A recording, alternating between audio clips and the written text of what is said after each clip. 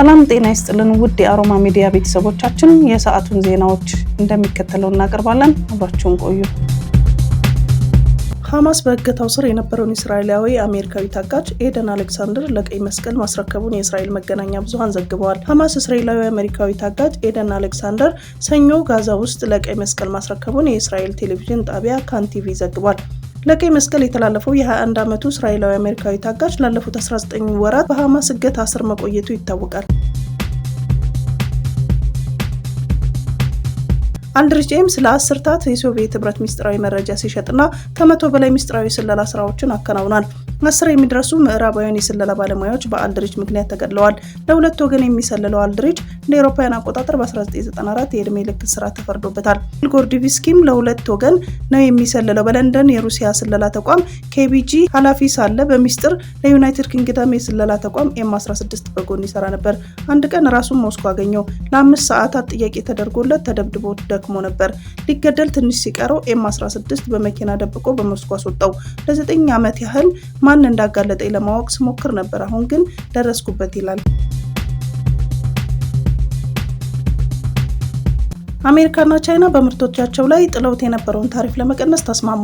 ሁለት የግዙፍ ኢኮኖሚ ባለቤቶች በተደጋጋሚ የአጸፋ ታሪፎችን እርስ በርሳቸው ሲጣጣሉ የነበረ ሲሆን በጄኔቫ ከተደረገ ውይይት በኋላ የአጸፋ ታሪፎቹን በ115% ለመቀነስ ተስማምተዋል። አሜሪካ በቻይና ምርቶች ላይ ጥላ የነበረውን የ145% ታሪፍ በመቀነስ ወደ 30% ያወረደች ሲሆን ቻይና በአሜሪካ ምርቶች ላይ ጥላ የነበረውን የ125% ታሪፍ ወደ 10 ቀንሳለች። አዲሱ የታሪፍ ቅነሳም ለሚቀጥሉ 90 ቀናት በስራ ላይ ይቆያል ተብሏል። የአሜሪካ የግምጃ ቤት ኃላፊው ስኮት ቤሴንት የታሪፍ አጸፋዎቹን ሁለቱም ሀገራት የማይፈልጉት ነው በማለት ሀገራቱ አብረው መነገድ እንደሚፈልጉ ገልጸዋል። ቤሴንት አዲሱ ስምምነት አንዳንድ ሴክተሮች ላይ የተጣሉት ታሪፎችን እንደማይመለከት የገለጹ ሲሆን አሜሪካ በመድኃኒት፣ ሴሚኮንዳክተርና ብረት ላይ አሁንም ስትራቴጂካዊ የንግድ ሚዛንን ማስጠበቋን ትቀጥላለች ብለዋል። በተጨማሪ ቻይና ከታሪፍ በተጨማሪው ውድ ማዕድናት ወደ አሜሪካ እንዳይላ ያስቀመጠችውን እገዳ ጨምሮ ሌሎች ከታሪፍ ውጭ የሆኑ የንግድ እገዳዎችን ታነሳለች ተብሏል። የጄኔቫ ውይይት በሁለቱ ሀገራት ከፍተኛ አመራሮች መካከል ከትራምፕ ወደ ስልጣን መመለስ በኋላ የተደረገው የመጀመሪያ ውይይት ሲሆን በጊዜያዊነት ቢሆንም ሀገራቱ ከገቡበት የንግድ ጦርነት ፋታ እንዲወስዱ አድርጓል። ሁለቱ ሀገራት ወደ ንግድ ጦርነት ከገቡ በኋላ የ$600 ቢሊዮን ንግድ እንቅስቃሴ መቆሙን ከመነገሩ በተጨማሪ የሁለቱም ሀገራት ኢኮኖሚ ክፉኛ ተጎድቷል።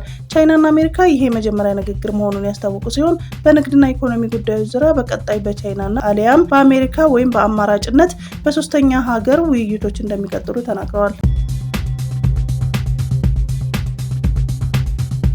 የኩርዲስታን ታጣቂ ቡድን በይፋ የትጥቅ ትግል ለማቆም ውሳኔ ማሳለፉን አወጀ። ላለፉት 40 ዓመታት ከቱርክ መንግስት ጋር ሲዋጋ የቆየው የኩርድ ሰራተኞች ፓርቲ አባሎቹ ትጥቅ እንዲፈቱ እና ወደ ሰላማዊና ዲሞክራሲያዊ ትግል እንዲገቡ ይፋ አድርጓል። ከወራት በፊት በእስር ላይ የሚገኙት መሪ አብዱላህ ኦካላን የቡድኑ አባላት ለኩርድ መብት በሰላማዊ መንገድ እንዲታገሉ ጥሪ አቅርበው ነበር። ባለፈው ሳምንት ፒኬኬ ተሰብስቦ ከዚህ በኋላ የትጥቅ ትግል ለማቆምና በሰላማዊ መንገድ ለመታገል ታሪካዊ ነው የተባለው ውሳኔ አሳልፏል።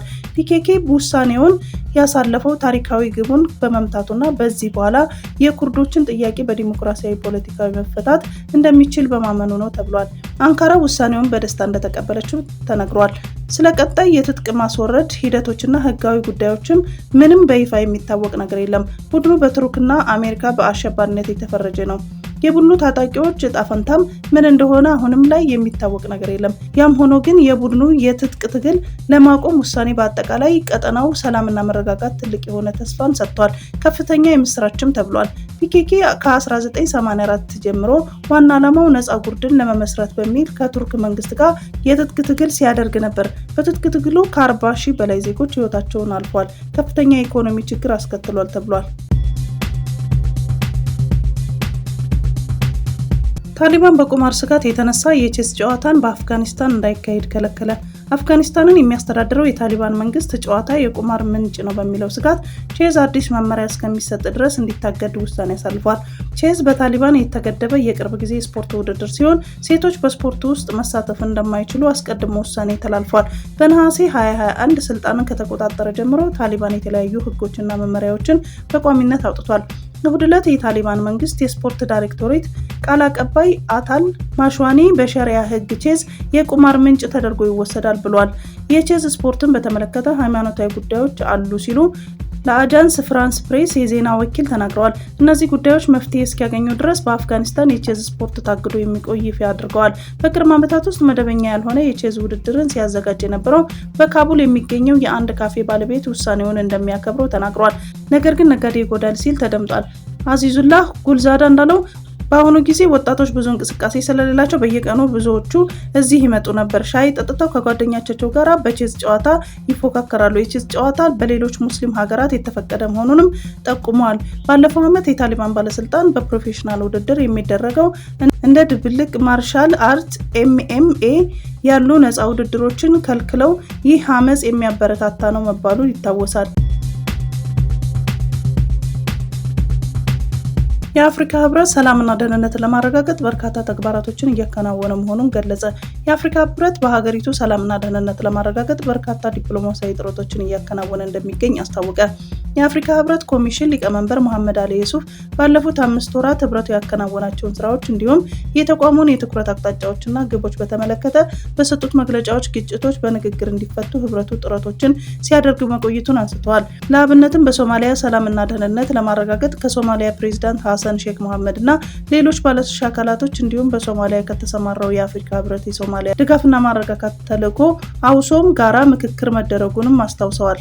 በደቡብ ሱዳን ፕሬዝዳንት ሳልቫኪር እና ምክትላቸው ሪክ ማቻር መካከል የተፈጠረውን ውጥረት ለማርገብ ህብረቱ በጁባ ተገኝቶ በሁለቱ መሪዎች መካከል ቀደም ሲል የተደረሰውን የሁለትዮሽ ስምምነት ተፈጻሚ እንዲሆን መጠየቁን ተናግረዋል። በሱዳንም በንጹሃን ዜጎች ላይ የደረሰው ጉዳትን ለመቀነስና የተፈጠረውን ቀውስ ለማርገብ የሰላም ጥረት እየተደረገ እንደሆነ አመላክተዋል። በተጨማሪም በዲሞክራቲክ ሪፐብሊክ ኮንጎ ከሚንቀሳቀሰው የM23 ታጣቂ ቡድን ጋር በተያያዘ በሩዋንዳና በኮንጎ መካከል የተፈጠረው ውጥረት እንዲረግብ ህብረቱ ከሁለት ሀገራት መሪዎች ጋር መምከሩን ገልጸዋል። ከሰላምና ጸጥታ ስራዎች በተጨማሪ ህብረቱ ቀጠናዊ ኢኒሼቲቮችን ለማጠናከር ከኢጋድ፣ ሳድክ፣ ኢኮዋስ እና ሆሜስ ከመሳሰሉ ቀጠናዊ ተቋማት ጋር በትብብር እየሰራ እንደሚገኝ አመላክተዋል። ህብረቱ ከተለያዩ ዓለም አቀፋዊ ተቋማት ጋር እየሰራ እንደሚገኝ ጠቅሰው ከዓለም አቀፍ ተቋማት ጋር የሚደረገው ትብብር እንደሚጠናከር ጠቁመዋል።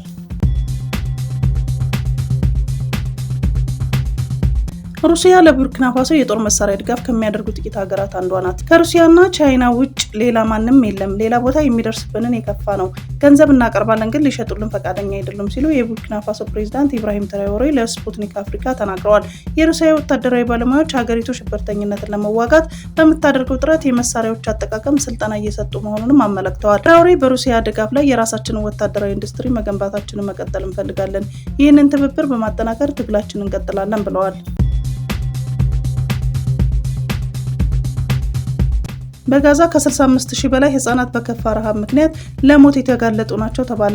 የጋዛ መንግስት በጋዛ ሰርጥ ከ65,000 በላይ ህጻናትን ህይወት እያሰጋ ነው፣ የረሃብ አደጋ ተጋርጧል ሲል አስጠንቅቋል። ከ2 ወራት በላይ የቀጠለው የእስራኤል እርዳታና አስፈላጊ አቅርቦቶች ላይ የተደረገው ገደብ ሁኔታዎችን አባብሷታል ተብሏል።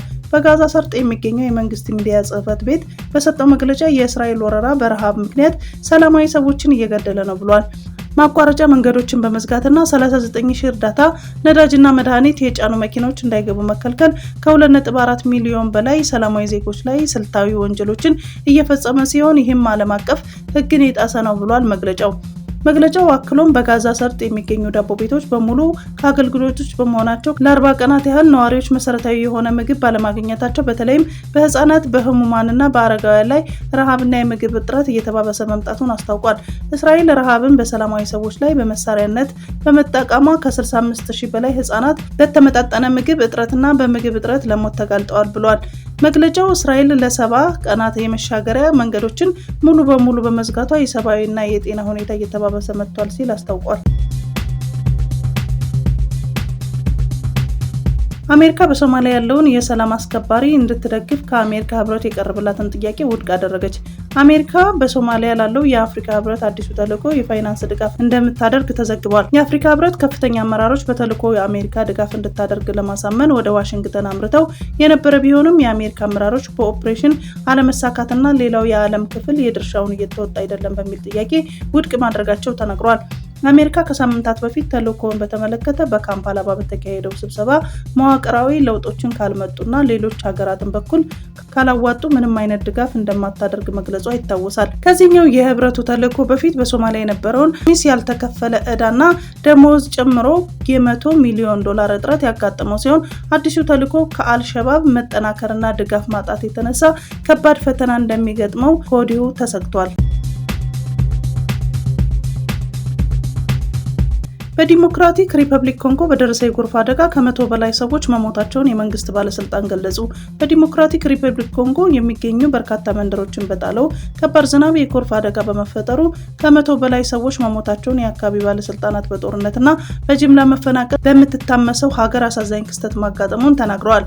ጎርፉ በጣለው ከባድ ዝናብ የተከሰተ ሲሆን በደቡብ ኪቩ ግዛት በሚገኘው ካሳባ መንደር ከሐሙስ እስከ አርብ ምሽት ድረስ መዝነቡን የክልሉ ባለስልጣናት በርናርድ ዳኪሊ ተናግረዋል። የጣለው ከባድ ዝናብ የካባስ ወንዝ ግድብ በመጣስ የሚፈሰው ውሃ በመንገድ ላይ ያለውን ነገር ሁሉ ትላልቅ ድንጋዮች፣ ትላልቅ ዛፎችና ቤቶችን ጠራርጎ መውሰዱን ማከለው የሞቱትንም ሰዎች በዋነኝነት ህጻናትና አዛውንቶች ናቸው። 28 ሰዎች የአካል ጉዳት የደረሰባቸው ሲሆን ከ150 የሚሆኑ ቤቶች ወድመዋል። የክልሉ አስተዳዳሪ ሳሚ ካሎንጂ የውሃ መጥለቅለቁም ቢያንስ ከ104 ሰዎች ገድሎ ከፍተኛ ቁሳዊ ጉዳት አድርሷል ብለዋል። የደቡብ ኪቩ ግዛት የጤና ሚኒስትር ቴዎፍሎስ ዋሉሊካ ሙዛሊዋ ለአሶሺየትድ ፕሬስ የዜና ወኪል እንደተናገሩት በጎርፍ አደጋ ምክንያት የነፍስ አድን ስራዎችን መስተጓጎል በመፈጠሩ በአገልግሎት እጦትና የስልክ መስመሮች በመዘጋታቸው እንቅፋት ሆኗል። በዲሞክራቲክ ሪፐብሊክ ኮንጎ በተለይም በምስራቅ የሀገሪቱ ታላላቅ ሐይቆች፣ የባህር ዳርቻ አካባቢ ባሉ ኮረብታዎች በደን ጭፍጨፋ የተዳከሙ በመሆናቸው እንደዚህ አይነት የተፈጥሮ አደጋዎች በብዛት ይከሰታሉ። እንደ አውሮፓውያን አቆጣጠር በ2023 በደቡብ ኪቩ አውራጃ በኪቩ ሐይቅ ዳርቻ በሚገኙ በርካታ ማህበረሰቦች ላይ የጎርፍ አደጋ ባስከተለው ውድመት 400 ሰዎችን የገደለ ሲሆን በተመሳሳይ ባለፈው ወር በዋናው ከተማዋ ኪንሻሳ በደረሰ የጎርፍ አደጋ 33 ሰዎች ህይወት ማለፉ ይታወሳል። የመጀመሪያዎቹን 49 ነጭ ደቡብ አፍሪካውያን የጫነው አውሮፕላን ወደ አሜሪካ በረረ። ትራምፕ አወዛጋቢ ስደተኞችን ፕሮግራማቸውን ነጭ ደቡብ አፍሪካውያን ለኢፍትሐዊ የዘር መድሎ ኢላማዎች ናቸው በማለት መከላከላቸው ይታወሳል። የደቡብ አፍሪካ ባለስልጣናት የትራምፕ ፖሊሲ ፖለቲካና የሀገሪቱ ህገ መንግስታዊ ዲሞክራሲ የሚጎዱ ሲሉ በጥብቅ ተቃውመውታል። ፕሪቶሪያል ነጭ ደቡብ አፍሪካውያን አሁንም በሀገሪቱ ውስጥ እጅግ ሀብታም ከሆኑ የህብረተሰብ ክፍሎች መሆናቸውን 75% የሚሆኑ የግል መሬት እንደሚቆጣጠሩና ከአብላጫው የጥቁር ህዝብ በ20 እጥፍ የበለጠ ሀብት እንዳላቸው ማስረድታለች። የደቡብ አፍሪካ ባለስልጣናት የትራምፕ እርምጃ እውነታውን የሚያዛባ ከመሆኑም በላይ አስተዳደራቸው ነጭ ያልሆኑ ስደተኞች ላይ ከዚያውም ጥገኝነትን የመገደብ ፖሊሲ ጋራ የሚቃረን ነው ብለዋል። ከ500 በላይ በጎ ፈቃደኞች የአይን ብሌናቸውን ለመለገስ ቃል ገቡ። ባለፉት 9 ወራት 521 በጎ ፈቃደኞች የአይን ብሌናቸውን ለመለገስ ቃል መግባታቸውን የኢትዮጵያ ደምና ህብረ ህዋስ ባንክ አገልግሎት አስታወቀ። በአገልግሎቱ የስትራቴጂክ ጉዳዮች ስራ አስፈጻሚ አቶ ገብረአብ ፍስሐ እንደገለጹት በበጀት ዓመቱ 450 በጎ ፈቃደኞች በህይወት እያሉ ከህይወት በኋላም የአይን ብሌናቸውን እንዲለግሱ ቃል ለማስገባት ታቅዶ ሲሰራ ቆይቷል። በዚህም 521 በጎ ፈቃደኞች ከህልፈተ ህይወት በኋላ የአይን ብሌናቸውን ለመለገስ ቃል ገብተዋል ብለዋል። በተመሳሳይ በተጠቀሰው ጊዜ ውስጥ የ232 የአይን ብሌን ለመሰብሰብ የታቀደ ሲሆን 303 የአይን ብሌን መሰብሰብ ተችሏል። በደምና በአይን ብሌን ልገሳ ዙሪያ የማህበረሰቡን ግንዛቤ የሚያሻሽሉ ልዩ ልዩ ሁነቶችን ማካሄዳቸውንም አያይዘው ጠቅሰዋል። በትራንስፖርት ተርሚናል ውስጥ መጠጥና ጫት መጠቀም የሚከለከልና ቅጣት የሚጣል ደንብ ተዘጋጀ። የአዲስ አበባ ከተማና ትራንስፖርት ቢሮ ያዘጋጀው ደንብ በህዝብ ትራንስፖርት ተርሚናል የአልኮል መጠጥ የጠጡና ጫት የቃሙ ሲጋራ የሚያጨሱ ሰራተኞች ባሏቸው ኢንተርፕራይዞች ላይ ቅጣት የሚጥል በመሆኑ ተነግሯል። በተርሚናል አገልግሎት ላይ ያለ አልኮል የጠጣ ሲጋራ ያጨሰና ጫት የቃመና ለመልካም ስነ ምግባር ተቃራኒ የሆነ ድርጊት ተፈጸመ አባል ያለው ኢንተርፕራይዝ ለመጀመሪያ ጊዜ ጥፋት 10,000 ብር እንዲቀጣ ደንቡ ያስረዳል ሲል ሪፖርት አስነብቧል። ለሁለተኛ ጊዜ ጥፋት ከፈጸመ ኢንተርፕራይዙ ውሉን እንዲቋረጥ የተደነገገ ሲሆን በተመሳሳይ ማንኛውንም የተርሚናል ኢንተርፕራይዝ አባል ያለ ደንብ ልብስና መታወቂያ ስራ ላይ ከተገኘ ተመሳሳይ ቅጣት እንደሚጠብቀውም ያስረዳል። በዚህ ደንብ አስገዳጅ ሁኔታዎች ተብሎ ከተመለከቱት መካከል አንዱ ከተፈጸመ ቢሮ ለተርሚናል ኢንተርፕራይዙ ውሉን ስለመሰረዙ በጽሁፍ መግለጫ በማሳወቅ አገልግሎቱን ሊያቋርጥ እንደሚችል መመላከቱንም ዘገባው አክሏል።